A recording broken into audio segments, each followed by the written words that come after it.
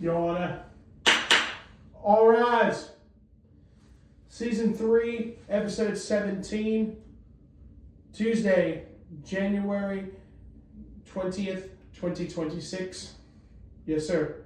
All clear. You folks may be seated.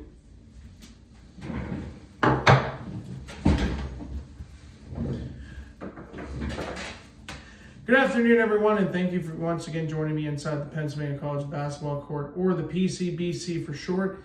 This is season 3, episode 17 of this wonderful podcast series here on YouTube. Seasons 1 and 2 of this wonderful podcast can be found on my Instagram page. If you click the title of this episode, it will pop you to a prompt at the bottom where you can find my Instagram page, or you can also find it in the link in my bio at the Honorable Judge Noah or NWS 1999.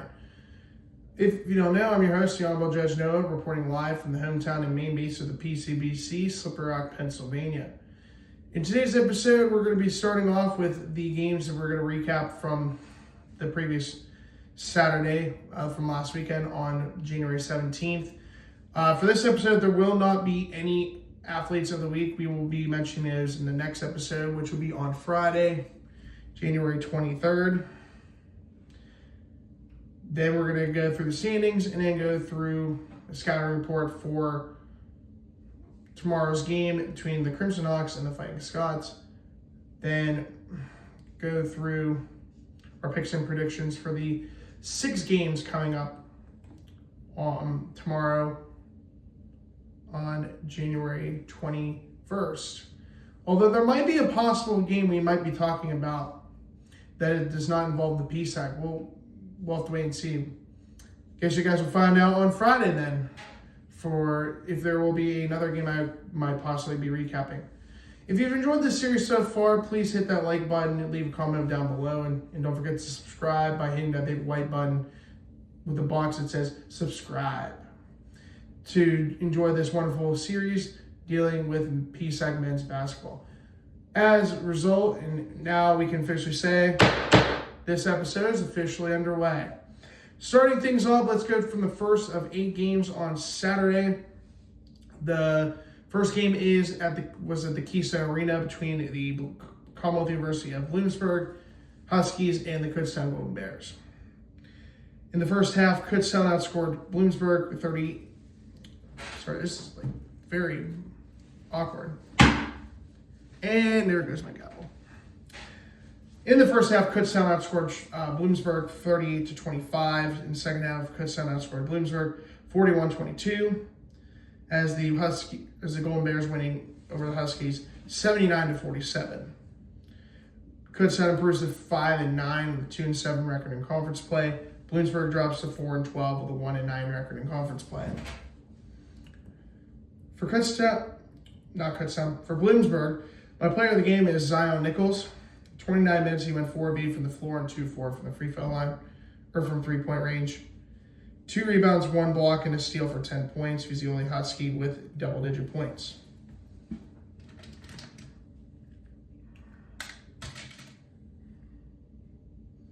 Okay, much better.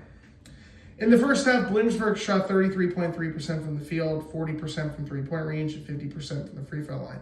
Second half, they shot 30% from the floor, 23.5% from 3-point range, and 0% from the free throw line because they didn't take any free throw attempts. Overall, the Huskies of the Commonwealth University of Bloomsburg shot 31.7% from the field, 29.6% from 3-point range, and 50% from the free throw line. For Kutztown, my player of the game goes to Amari Banks, 29 minutes, going 8 of 10 from the floor and 3 of 4 from the free throw line. 7 rebounds, 5 assists, and 3 steals for 19 points. Ymir Sonnenfeld in 30 minutes had 3 rebounds, 2 assists for 14 points. And Kid Brezic off the bench in 22 minutes had 5 rebounds and a total of 12 points. In the first half, Kutztown shot 51.9% from the field, 40% from 3-point range, 75% from the free throw line. Second half, they shot 52% from the floor, 42.9% from 3-point range, 85.7% from the free throw line. Overall, the Golden Bears of Kutztown shot 51.9% from the field, 41.2% from 3-point range, and 81.8% from the free throw line. With Saturday's games, I will give you the notification that I only got 50% of the games correct out of 8. So 4 out of 8 games I got correct. And the game between Kutztown and Bloomsburg, I did get correct because I had Kutztown beating Bloomsburg. The next game, actually the next 3 games we're going to talk about are games I did not get correct. And this one was a very disappointing game. This is why I call it a very disappointing performance in Erie. That was the Crimson Hawks, with all their momentum coming off a 16-point win at Morrow, traveled up north to Erie to take on the Gannon Golden Knights, ranked number 13 in the country. Yeah, the less that I say about this game, the better. I mean, I know IUP has definitely got to be ready for their next game, and I hope that they learn that this game will be used as a lesson, because if they play like this again, they're not going to do it. They're not making the PSAC championship game. They have to hope that Gannon somehow loses, because this performance on this past Saturday, absolutely atrocious. And I hope that they really took this game as a lesson for not to be getting blown out again by Gannon. Hopefully. But anyways, this game was, of course, at the Highmark Event Center between IUP and Gannon. I don't even want to recap this game, because this game was so frustrating just to watch the first 7 minutes of the game. But it must be done. First half, Gannon outscored IUP 39-30, which not too bad. Second half, though, Gannon outscored IUP 53-35. Gannon winning 92-65. So yet again, the Crimson Hawks get destroyed by Gannon for the second straight game. Gannon improves to 15-2 with a 9-1 record in conference play. IUP is now 11-3 with a 7-2 record in conference play. So they're still okay. They're still fine. But yeah, this game definitely was not the game we were looking for.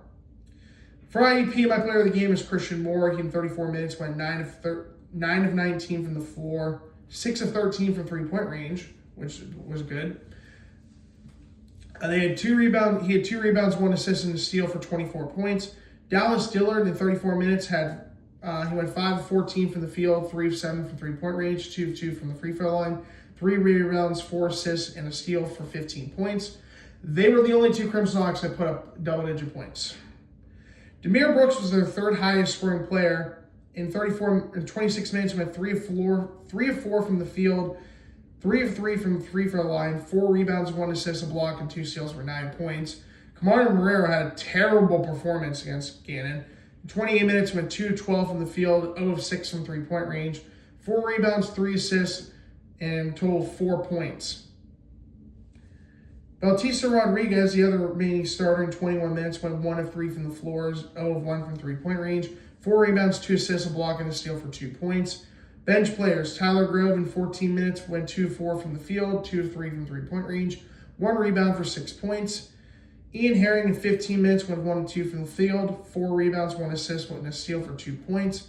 Serpford Toon in 14 minutes went 2 of 2 from the free throw line, 2 rebounds for 2 points. And Luke Triggs in 14 minutes went 0 of 1 from the field, 1 of 2 from the free throw line, 2 rebounds, 3 assists for 1 point.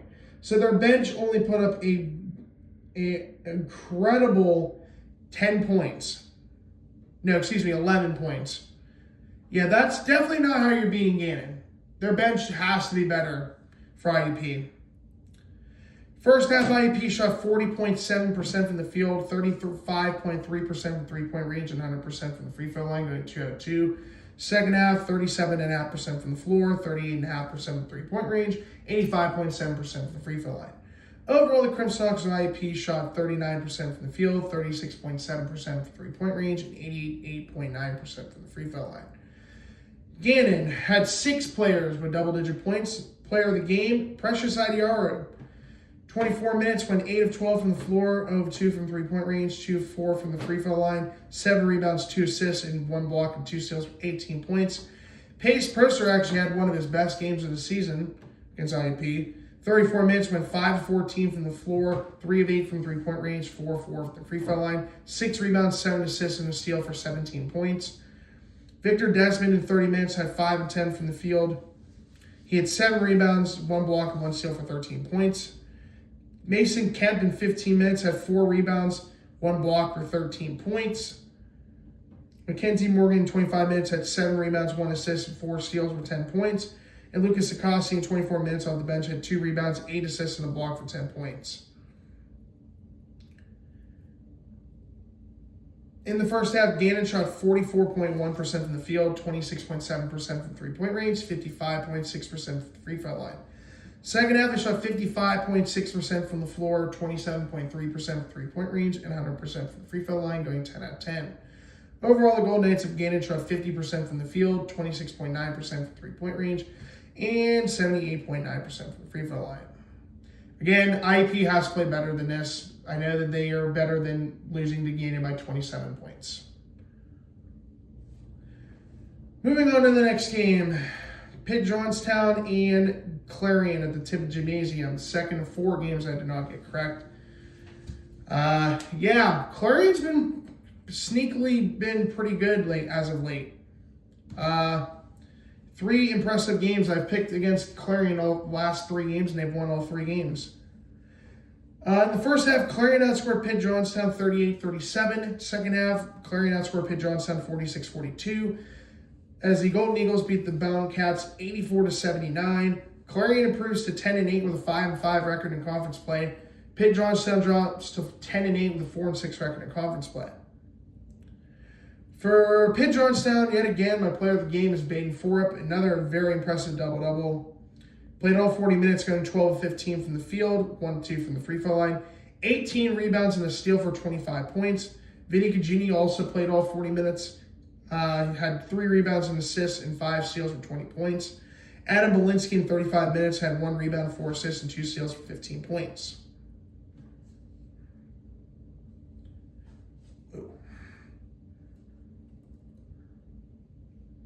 That's it, right? Okay, there we go. In the first half, Pitt-Johnstown shot 56% from the field, 80% from three-point range, and 100% from the free throw line. Second half, they shot 53.3% from the floor, 33.3% from three-point range, and 72.7% from the free throw line. Overall, the Mountain Cats of Pitt-Johnstown shot 54.5% from the field, 54.5% from three-point range, and 81.3% from the free throw line. For Clarion, my player of the game, one of 2 players with double-doubles. Trey Nelson is my player of the game for Clarion. Played all 40 minutes, going 10-14 from the field, 3 of 6 from three-point range, 6 of 7 from the free throw line. 5 rebounds, 10 assists, and 5 steals for 29 points. Jeremy Thomas II, the other Golden Eagle that had a double-double. 31 minutes, had 13 rebounds, 4 assists, a block, and 3 steals for 21 points. Justice Easter in 28 minutes had 4 rebounds, and 1 assist, and a steal for 13 points. And Gavin Cote in 27 minutes had 4 rebounds and 2 steals for 10 points. In the first half, Clarion shot 39.5% from the field, 37.5% from the three-point range, 40% from the free throw line. Second half, they shot 47.1% from the floor, 27.3% from the three-point range, and 78.6% from the free throw line. Overall, the Golden Eagles of Penn West Clarion shot 43.1% from the field, 33.3% from the three-point range, and 68.4% from the free throw line. The next game takes us to the Butcher Athletic Center. Thomas Fieldhouse. We'll get to that game next. Actually, the following game after this one, I also got incorrect. So never mind. We're getting all 4 of the games I got incorrect out of the way first, except for that game between Kutztown and Bloomsburg. This game at Thomas Fieldhouse, Lock Haven and Millersville. First half, Lock Haven outscored Millersville 36-30. Second half, Lock Haven outscored Millersville 50-47. Bald Eagles winning 86-77, with the Bald Eagles improving to 5-9 and a 3-6 record in conference play. The Marauders dropped to 11-6 and 6-4 record in conference play. For Millersville, my player of the game goes to Dave Waters. Had a double-double, 37 minutes, going 6 of 20 from the field, 3 of 11 from three-point range, 5 of 7 from the free throw line, 10 rebounds, 4 assists, and a steal for 20 points. Amir Hurst in 28 minutes had 4 rebounds, 2 assists for 18 points. And Carnell Henderson off the bench, 28 minutes, had 3 rebounds, 3 assists, and 3 steals for 12 points. In the first half, Millersville shot 37.9% from the field, 28.6% from three-point range, and 80% from the free throw line. Second half, they shot 40.5% from the floor, 29.4% from three-point range, and 92.3% from the free throw line. Overall, the Marauders in Millersville shot 39.4% from the field, 29% from three-point range, and 88.9% from the free throw line. For the Bald Eagles of Lock Haven, my player of the game goes to Dean Coleman Newsom. 35 minutes, going 3 of 10 from the field, 1 of 2 from three-point range, but went 13 of 14 from the free throw line. 3 rebounds, 2 assists, a block, and a steal for 20 points. Keith Warren in 34 minutes had 3 rebounds, 5 steals for 17 points. Dylan Scott in 33 minutes had 8 rebounds, 7 assists, 2 blocks for 12 points. Luke Kennevan in 27 minutes had 5 rebounds, 6 assists, a block, and a steal for 11 points. Off the bench, Devin Nelson in 21 minutes had 1 rebound and 2 steals for 11 points. In the first half, Lock Haven shot 46.7% from the field, 27.3% for three-point range, 83.3% for the free throw line. Second half, 48.2% from the floor, 44.4% for three-point range, and 68.97% from the free throw line. So just under exactly 69%. Overall, the Bald Eagles of Commonwealth University of Lock Haven shot 47.4% from the field, 35% for three-point range, 71.4% for the free throw line. And the last game I got incorrect was East Stroudsburg at Shippensburg. Now we get to the Hodges Fieldhouse for this matchup. In the first half, Shippensburg outscored East Stroudsburg 39-38. In the second half, Shippensburg outscored East Stroudsburg 43-42. Final score, Raiders winning 82-80 over the Warriors. The Raiders improved to 8-9 with a 3-7 record in conference play. The Warriors dropped to 12-5 with a 6-5 record in conference play. For East Stroudsburg, my player of the game, I'm going to go with Adrian Brito. Although I will say Jalen Pichardo actually had a double-double. So actually, you know what? We're going to give it to Jalen Pichardo because why not? Double-double. Although he did not have missed points in this game for the Warriors. 23 minutes, went 5 of 7 from the field. He had 10 rebounds, 2 assists for 10 points. Adrian Brito, who I originally was going to make my player of the game because of the most points, but his rebounding numbers weren't as good as compared to Pichardo. Off the bench, Brito in 17 minutes had 4 rebounds and 1 steal for 12 points. Carson Howard in 21 minutes had 7 rebounds, 3 assists, a block for 10 points. And Ethan Milirons in 19 minutes had 2 assists and 2 steals for 10 points. In the first half, East Stroudsburg shot 53.3% from the field, 41.7% from three-point range, and 16.7% from the free throw line. Second half, they shot 44.4% from the floor, 13.3% from three-point range, and 61.5% from the free throw line.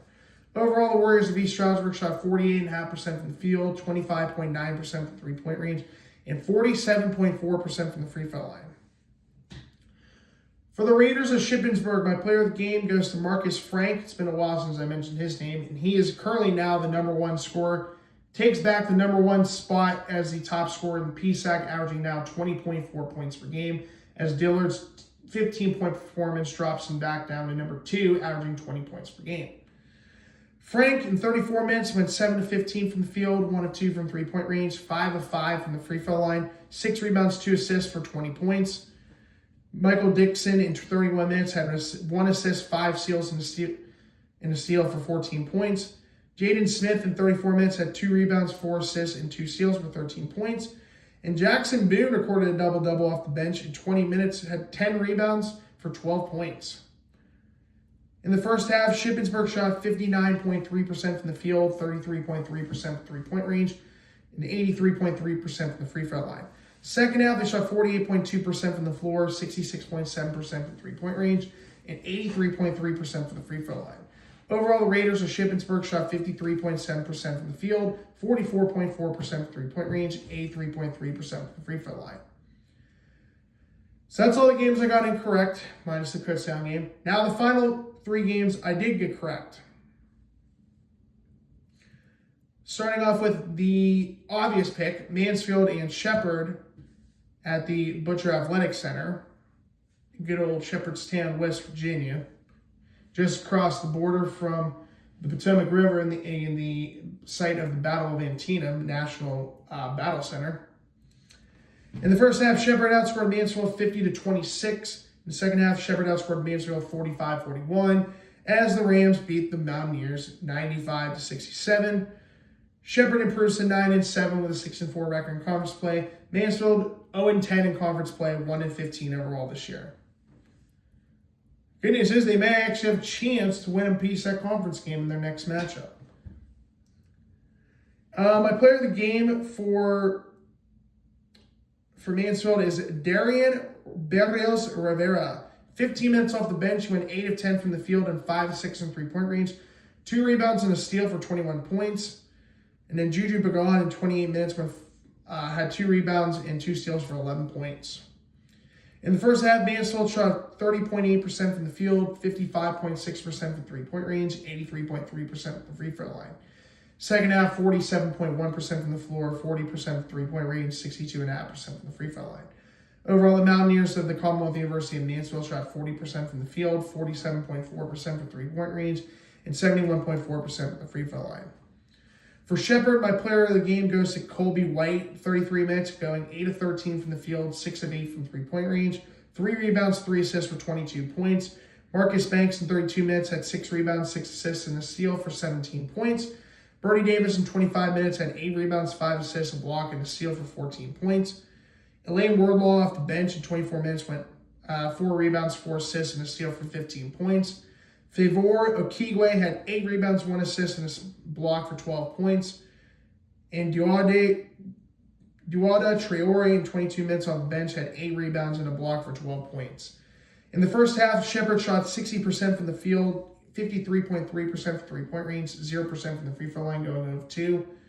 Second half, 54.6% from the floor, 54.6% for three-point range, and 100% from the free throw line, going 3 out of 3. Overall, the Rams of Shepard shot 57.4% from the field, 53.8% from three-point range, and 60% from the free throw line. Next game.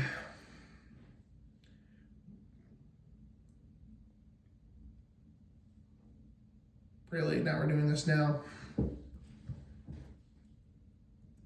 Okay, here we go.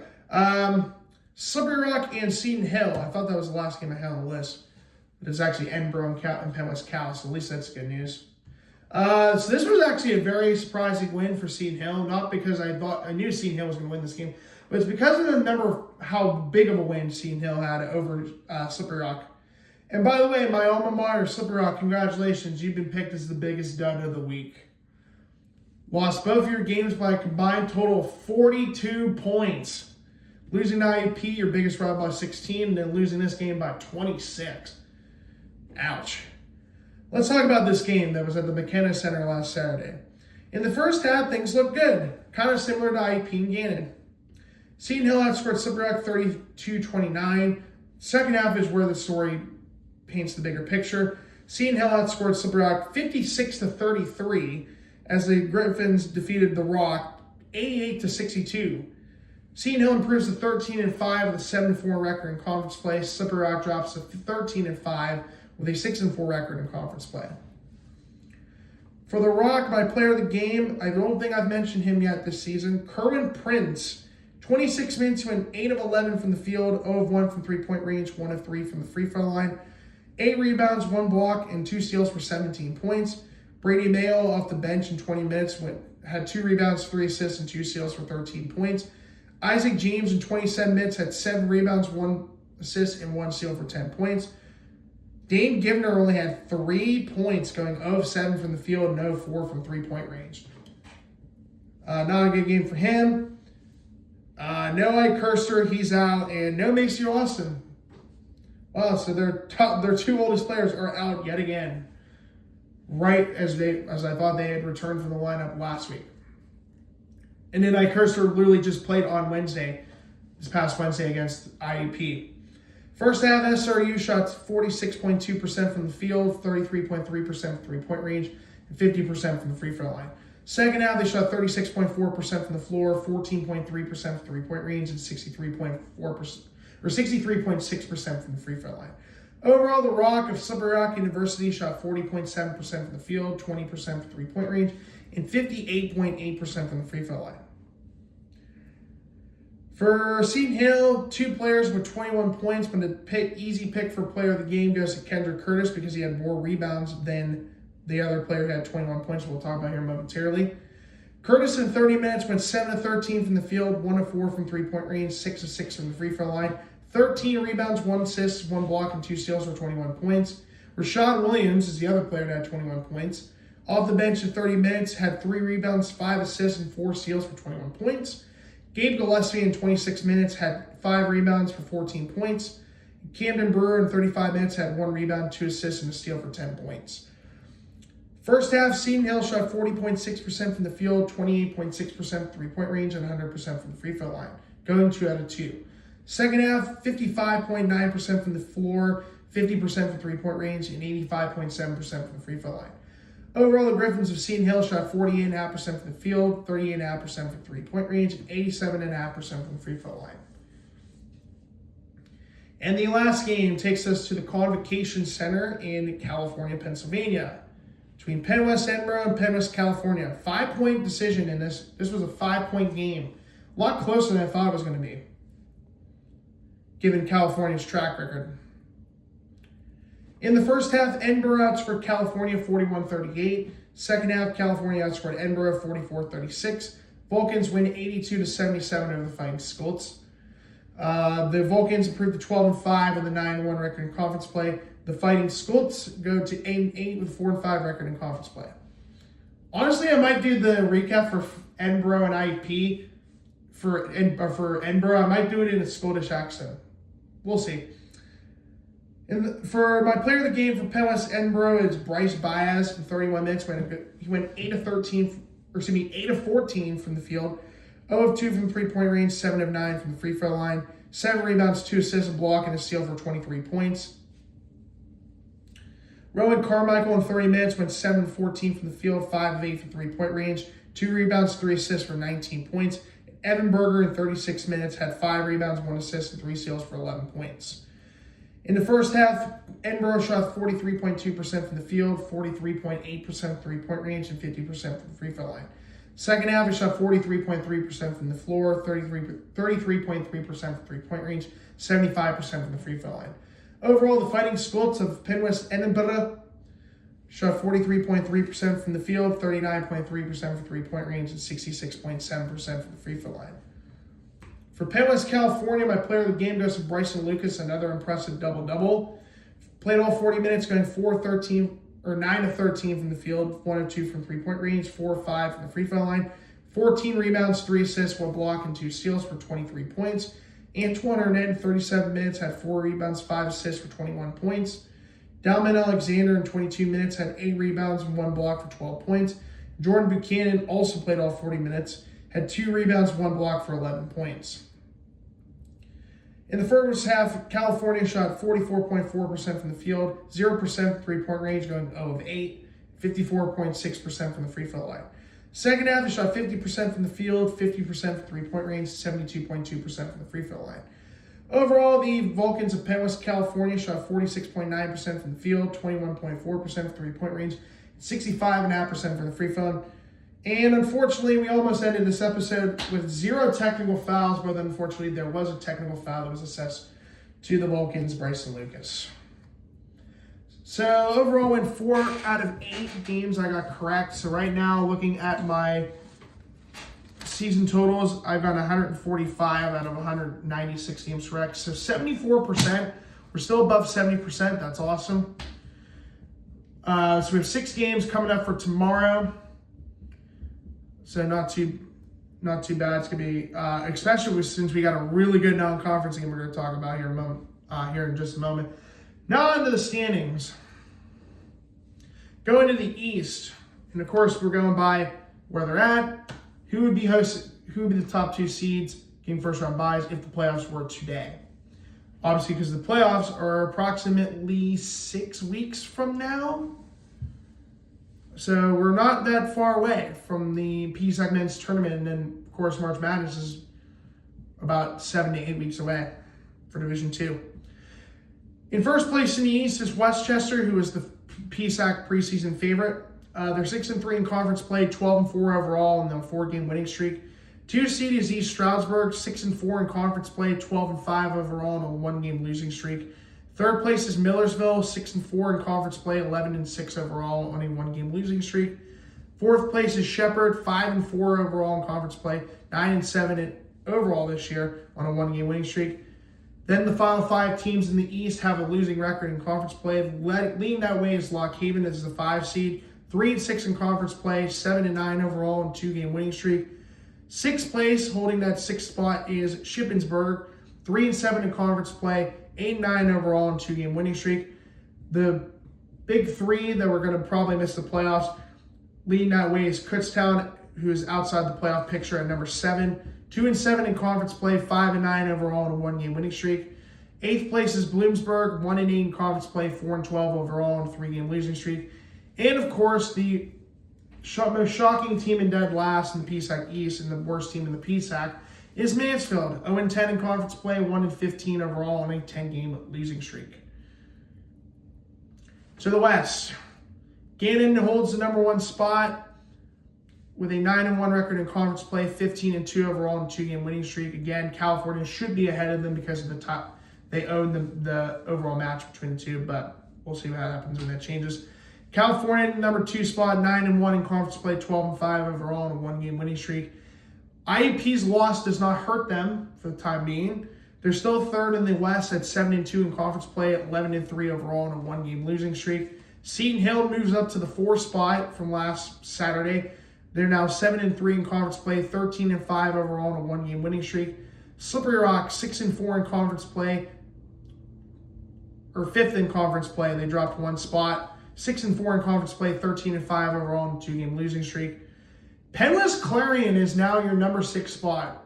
Holds the number 6 spot. They're looking for their first playoff appearance since 2016.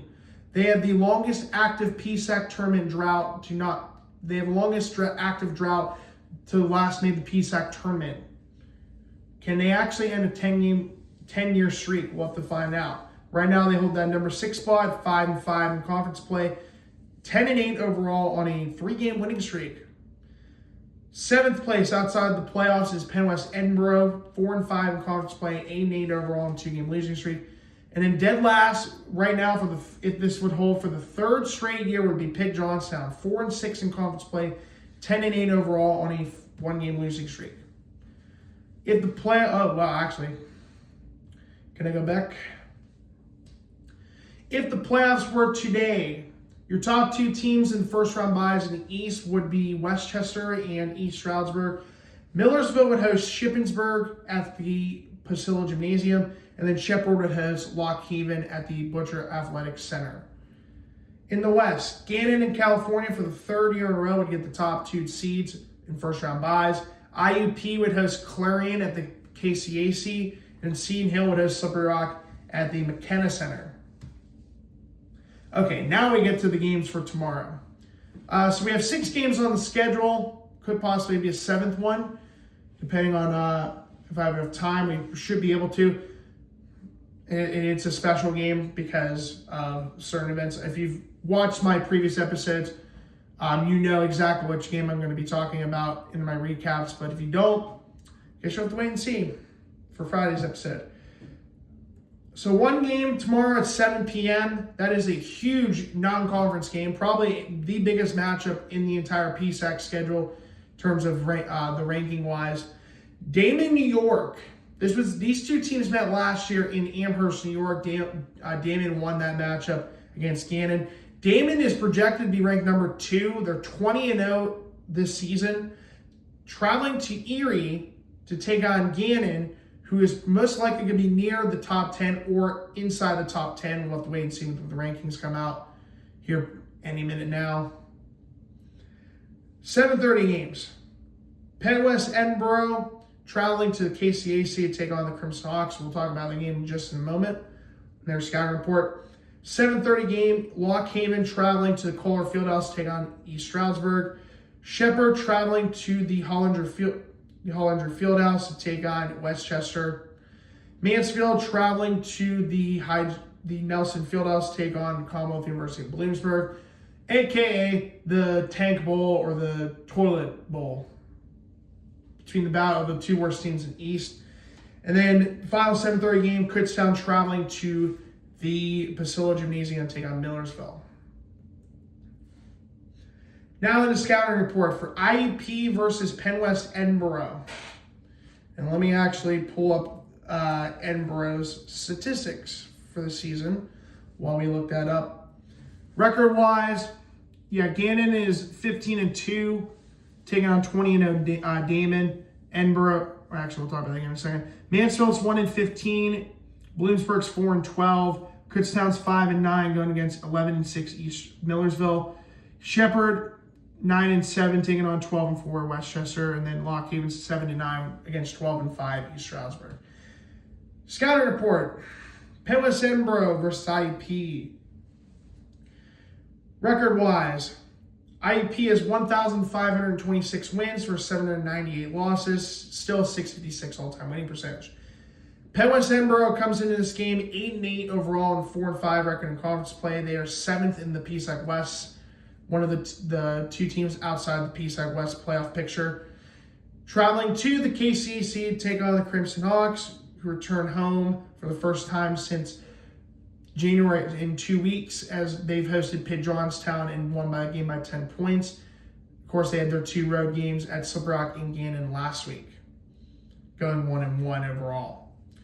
This is the Crimson Hawks are 11-3 with a 7-2 record in conference play. They're 3rd in the West. This is what will be the 190th all-time game between these two programs. IUP leads the all-time series 110-79. Last time these two teams met was February 15th, 2025. That is 318 days ago from the time of that game to the time of tomorrow's contest. Edinboro won that game at the KCAC 58-56. Edinboro had swept the Crimson Hawks last season. That was Edinboro's really good team that finished 3rd last year. It was really the most surprising team in the West and maybe in the entire PSAC.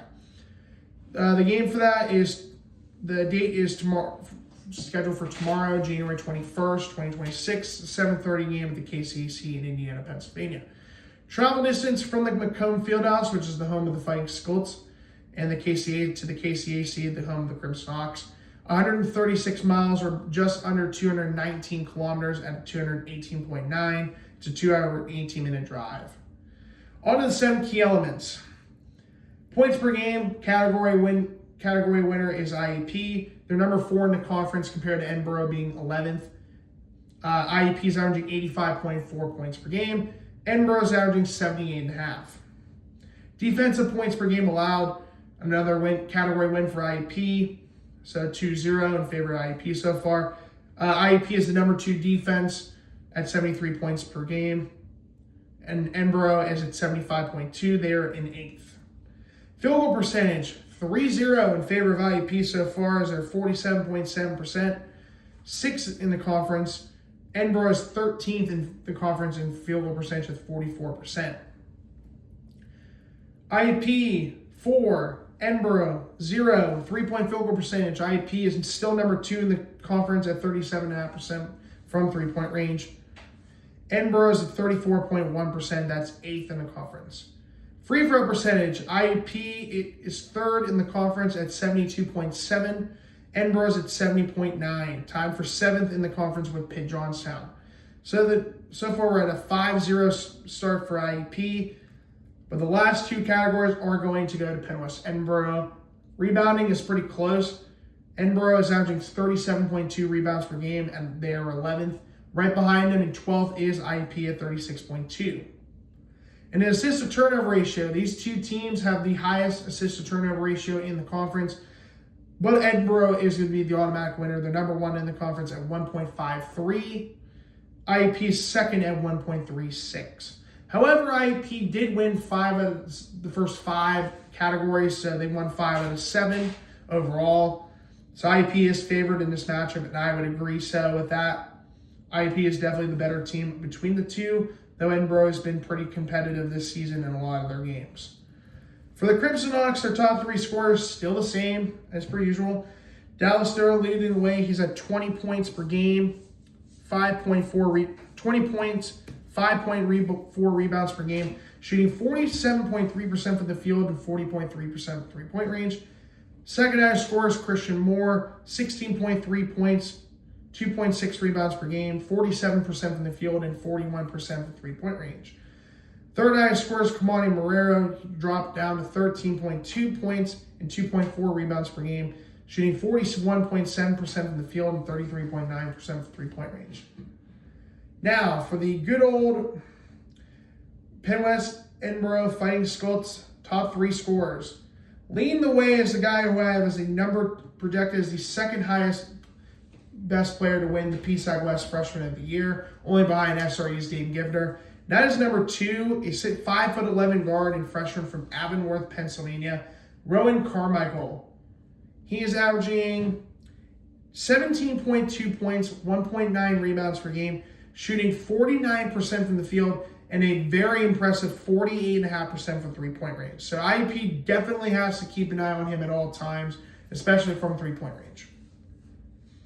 The second highest scoring player is number 13, a 6'7" forward and senior from Las Palmas de Gran Canaria, Spain, Bryce Baez.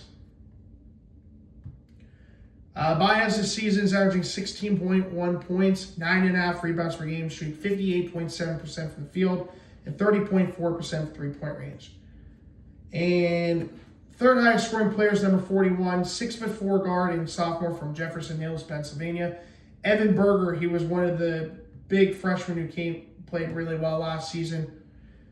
And key reason why Edinboro got a top 3 spot last year.